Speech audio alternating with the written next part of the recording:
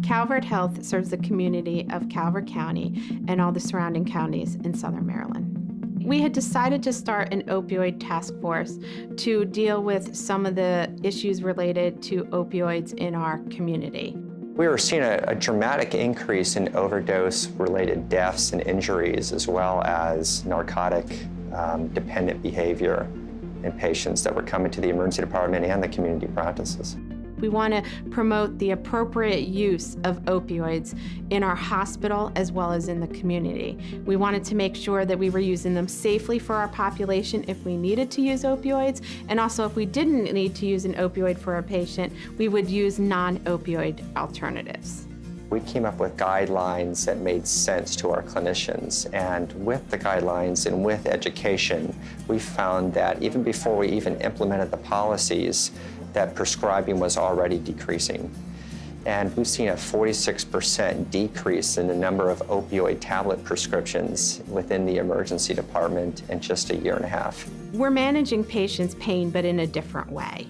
We're using meds synergistically to treat pain, such as using acetaminophen, which is Tylenol, and ibuprofen synergistically together, because by using that combination, it could be just as effective as a Percocet for pain.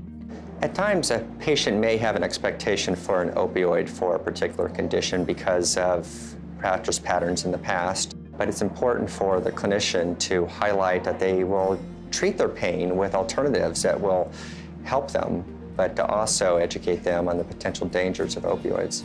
Our Opioid Stewardship Committee had broad multidisciplinary representation from doctors, nurses, allied health, the health department, community practices, and our urgent cares.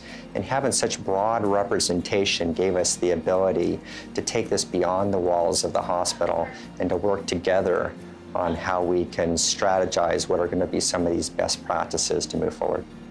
You can't do this overnight. It's a lot of education. It's partnering with everyone around you and not working yourself. Because if you do something by yourself, and if we just did that in the emergency department and we didn't reach out to our community providers, and we didn't reach out to the health department, and we didn't reach out to our surgeons, then they wouldn't know what we were trying to do in the hospitals. I think often in healthcare, people are hesitant to start an initiative fearing that there will be physician resistance, and that's really not the case. Physicians are eager to engage best practices and help move this forward. Our physicians were actually very glad they now finally had some structure and some guidance on how to move forward.